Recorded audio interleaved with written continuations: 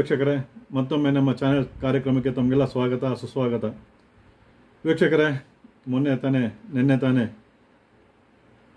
ಲೋಕಸಭಾ ಚುನಾವಣೆಯ ಫಲಿತಾಂಶ ಬಂತು. ಇದೊಂದು ವಿಜುವಲ್ನ ನೋಡಿ ನೀವು. 2004ರ ಲೋಕಸಭಾ ಚುನಾವಣೆಯಲ್ಲಿ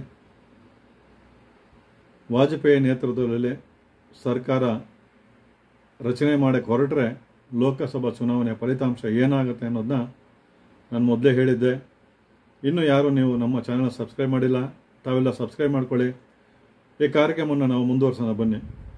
2004ರಲ್ಲಿ ವಾಜಪೇಯಿ ಸರ್ಕಾರ ಬಹುಮತವನ್ನು ಪಡೆಯೋದಿಲ್ಲ ಅಂಥೇಳಿ ನಾನು ಆರ್ಟಿಕಲ್ ಮಾಡಿದ್ದೆ. ಆದರೆ ಇದು ವಾಜಪೇಯಿ ಸರ್ಕಾರ ರಚನೆಗೆ ಮುಂಚೆ, ಎಲೆಕ್ಷನ್ ಮುಂಚೆ ಇದೆ 2004ರಲ್ಲಿ. ಆದರೆ ಎಕ್ಸಿಟ್ ಪೋಲ್ಸು 2004ರಲ್ಲಿ 250ರಿಂದ 288 ಸ್ಥಾನದವರೆಗೂ NDA ಸರ್ಕಾರ ಬರುತ್ತೆ, NDA ಅಭ್ಯರ್ಥಿಗಳು ಜಯಿಸ್ತಾರೆ ಅಂತ ಹೇಳಿತ್ತು. ಅದೇ ರೀತಿಯಲ್ಲಿ ಎಕ್ಸಿಟ್ ಪೋಲ್ಸು ಸುಳ್ಳಾಯಿತು. ವಾಜಪೇಯಿ ಸರ್ಕಾರ ರಚನೆ ಮಾಡೋಕ್ಕಾಗಲ್ಲ, ಸೋನಿಯಾ ಗಾಂಧಿ ಅವರ ಜಾತಕ ಚೆನ್ನಾಗಿತ್ತು ಆ ಟೈಮಲ್ಲಿ ಅಂತ ಹೇಳಿದ್ದೆ. ಅದೇ ರೀತಿ 2004ರಲ್ಲಿ ಸೋನಿಯಾ ಗಾಂಧಿ ಅವರ ಕಾಂಗ್ರೆಸ್ ಸರ್ಕಾರ ಆಡಳಿತವನ್ನು ಮಾಡ್ತಾ ಬಂತು. ಅದೇ ರೀತಿಯಾಗಿ ಇವತ್ತು ನಡೆದಂತಹ ಲೋಕಸಭಾ ಚುನಾವಣೆಯ ಫಲಿತಾಂಶವನ್ನು 2003 ಜೂನ್ 11ನೇ ತಾರೀಕು ಕರ್ನಾಟಕ ಟಿವಿಯಲ್ಲಿ ಮುಂದಿನ ಲೋಕಸಭಾ ಚುನಾವಣೆಯಲ್ಲಿ ಮೋದಿಯವರು ಹಿಂದೆ ಕಂಡಂತಹ ಸುಲಭ ತುತ್ತಾಗೋದಿಲ್ಲ 2024ರ ಚುನಾವಣೆಯವರಿಗೆ. ಅಷ್ಟು ಸುಲಭ ಸಾಧ್ಯ ಅಲ್ಲ, ಸಾಕಷ್ಟು ಕಠಿಣ ಶ್ರಮವನ್ನು ಪಡಬೇಕು ಅಂತ ಹೇಳಿ ನಾನು ಹೇಳಿದ್ದೆ. ಇಲ್ಲಿ ಸ್ತ್ರೀ ಸಂಬಂಧಪಟ್ಟಂತಹ ಒಂದು ಪಕ್ಷಗಳಿಂದ ಮೋದಿಯವರಿಗೆ ಹಿನ್ನಡೆ ಆಗುತ್ತೆ, ತೊಂದರೆಗಳಾಗತ್ತೆ ಅಂತ ಹೇಳಿದ್ದೆ. ಅದೇ ರೀತಿ ನಾವು ನೋಡಿರ್ಬೋದು, ಮಮತಾ ಬ್ಯಾನರ್ಜಿ ಅವರ ಪಕ್ಷ, ಪ್ರಿಯಾಂಕಾ ಗಾಂಧಿ, ಸೋನಿಯಾ ಗಾಂಧಿ ಅವರ ಪಕ್ಷ, NCP ಅವರ ಅಲ್ಲೊಬ್ಬರು ಮಹಿಳೆಯ ಒಂದು ಕೆಲವು ಸೀಟ್ಗಳನ್ನ BJPಯಿಂದ ಕಿತ್ಕೊಂಡ್ರು. ಆ ರೀತಿ ನೋಡೋಕ್ಕಾಗದ್ರೆ ಇಲ್ಲಿ ಮಹಿಳೆಯರ ಒಂದು ಗುಂಪೆ ಅಂದರೆ ಅಂತ ಸಂಬಂಧಪಟ್ಟಂಥ ಪಕ್ಷಗಳೇ ಈ ಮೋದಿಯವ್ರನ್ನ ಈ 272 ಸ್ಥಾನವನ್ನು ತಲುಪಕ್ಕೆ ಬಿಡಲಿಲ್ಲ. ಅದು ಹೇಳಿದ್ದೆ. ಸಾಕಷ್ಟು ಪ್ರಯಾಸದಿಂದ ಇವರು ಮುನ್ನಡಿಬೇಕಾಗತ್ತೆ ಮೋದಿಯವರು ಅಂತ ಹೇಳಿ ಸ್ತ್ರೀ ಸಂಬಂಧಪಟ್ಟಂಥ ಪಕ್ಷಗಳಿಂದ ಸಾಕಷ್ಟು ಎಚ್ಚರಿಕೆಯನ್ನು ವಹಿಸ್ಕೋಬೇಕು ಅಂತ ಹೇಳಿದ್ದೆ. ಅದೇ ರೀತಿಯಾಗಿ ಇವತ್ತು ಸ್ತ್ರೀ ಸಂಬಂಧ ಪಕ್ಷಗಳು ಇವತ್ತು ಮೋದಿಯವರ 400ರ ಗಡಿಯ ಕನಸನ್ನು ನುಚ್ಚು ನೂರು ಮಾಡೋದಂತಲೂ ಹೇಳ್ಬೋದು ವೀಕ್ಷಕರೇ. ಅದೇ ರೀತಿಯಾಗಿ ನಮ್ಮ ಕರ್ನಾಟಕ ರಾಜ್ಯದಲ್ಲಿ ಲೋಕಸಭಾ ಚುನಾವಣೆಯಲ್ಲಿ ಕಾಂಗ್ರೆಸ್ಗೆ ಎಷ್ಟು ಸ್ಥಾನ ಬರ್ಬೋದು ಅನ್ನೋದು ಎಕ್ಸಿಟ್ ಪೋಲ್ಸ್ ನೋಡಿದ್ವಿ. ಆ ಎಕ್ಸಿಟ್ ಪೋಲ್ಸ್ನಲ್ಲಿ ಖಂಡಿತ ಎಕ್ಸಿಟ್ ಪೋಲ್ಸ್ ರಿಸಲ್ಟ್ ಬರಲಿಲ್ಲ. ಇಲ್ಲಿ ನಾನು ಸ್ಪಷ್ಟವಾಗಿ ಹೇಳಿದ್ದೀನಿ, 31ನೇ ತಾರೀಕು ಮಾರ್ಚು 2024ರಲ್ಲಿ ಚುನಾವಣೆಯ ಮುಂಚೆ ಹೇಳಿದಂತಹ ಒಂದು ಈ ಭವಿಷ್ಯವಾಣಿ ಕಾಂಗ್ರೆಸ್ಸು 5ರಿಂದ 10 ಸ್ಥಾನದೊಳಗೆ ಗೆಲ್ಲುತ್ತೆ ಅಂತ ಹೇಳಿದ್ದೆ.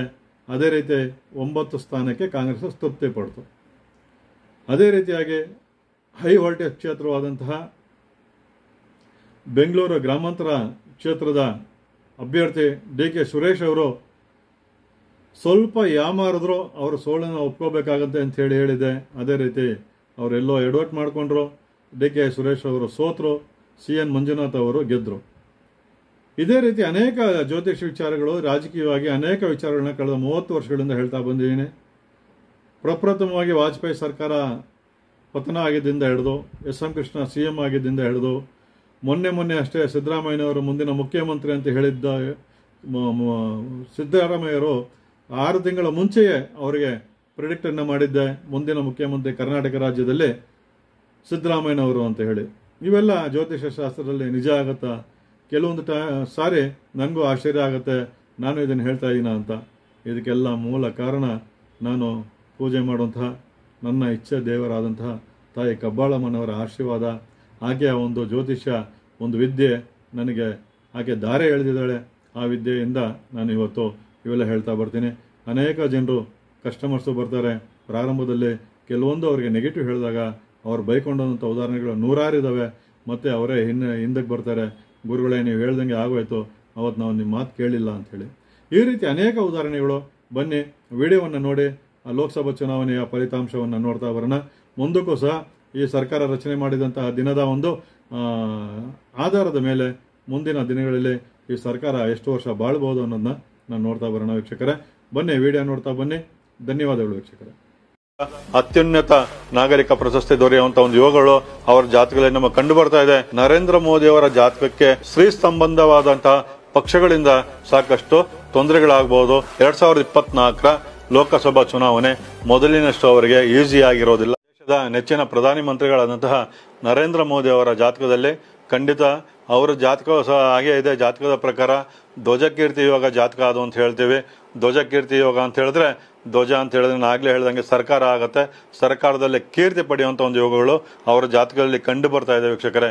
ಆದ್ರೆ ಮುಂದಿನ ಫೆಬ್ರವರಿ ನಂತರ ಅವರ ಪ್ರಯಾಣದಲ್ಲಿ ಸಾಕಷ್ಟು ಎಚ್ಚರಿಕೆಯನ್ನು ವಹಿಸ್ಕೋಬೇಕಾಗತ್ತೆ. ಅವರು ಎಚ್ಚರಿಕೆ ವಹಿಸಿಕೊಂಡು 2024ರ ಲೋಕಸಭಾ ಚುನಾವಣೆ ಮೊದಲಿನಷ್ಟು ಅವರಿಗೆ ಈಸಿ ಆಗಿರೋದಿಲ್ಲ. ಸಾಕಷ್ಟು ಗಮನವನ್ನು ಅವರು ಹರಿಸಬೇಕಾಗತ್ತೆ. ಸ್ತ್ರೀ ಸಂಬಂಧಪಟ್ಟಂತಹ ಪಕ್ಷಗಳ ಕಡೆ ಸಾಕಷ್ಟು ಅವರ ಗಮನವನ್ನು ಕೊಟ್ಟು ಅವರು ಮುಂದುವರೆದಿದ್ದೇ ಆದರೆ ಈ ದೇಶಕ್ಕೆ ಮತ್ತೊಮ್ಮೆ 3ನೇ ಬಾರಿಯಾಗಿ ಸನ್ಮಾನ್ಯ ಶ್ರೀ ನರೇಂದ್ರ ಮೋದಿ ಅವರು ಪ್ರಧಾನಿಯಾಗುವಂತಹ ಎಲ್ಲಾ ಲಕ್ಷಣಗಳು ನಮ್ಮ ರಾಜ್ಯದ ರಾಜಕಾರಣದಲ್ಲಿ ಬಂದು ನೋಡಿದ್ದೇ ಆದ್ರೆ ಕಾಂಗ್ರೆಸ್ ಮತ್ತು ಬಿಜೆಪಿ ಸರ್ಕಾರ ನೋಡೋದಾದ್ರೆ ಕಾಂಗ್ರೆಸ್ 5ರಿಂದ 10 ಸ್ಥಾನದೊಳಗಡೆ ಗೆಲ್ಲುವಂತ ಸಾಧ್ಯತೆಗಳು ಹೆಚ್ಚಾಗಿ ಕಂಡು ಬರ್ತಾ ಇದೆ. ಬಹಳ ಮುಖ್ಯವಾಗಿ ಹೈ ವೋಲ್ಟೇಜ್ ಕ್ಷೇತ್ರವಾಗಿರುವಂತಹ ಬೆಂಗಳೂರು ಗ್ರಾಮಾಂತರ ಕ್ಷೇತ್ರ ಡಿ ಕೆ ಸುರೇಶ್ ಹಾಗೆ CN ಮಂಜುನಾಥ್ ಅವರ ಮಧ್ಯೆ ಜರುಗ್ತಾ ಇದೆ. ಆದರೆ ಗ್ರಹಗಳ ಒಂದು ಆಧಾರವನ್ನು ನಾವು ಇಟ್ಕೊಂಡು ನೋಡೋದಾದ್ರೆ ಡಿ ಕೆ ಸುರೇಶ್ ಅವರು ಸ್ವಲ್ಪ ಯಾಮಾರಿದ್ರು ಖಂಡಿತವಾಗಿ ಅವರು ಸ್ಥಾನವನ್ನು ಕಳ್ಕೊಳ್ಳುವಂಥ ಎಲ್ಲಾ ಲಕ್ಷಣಗಳು ಕಂಡು ಬರ್ತಾ ಇದೆ.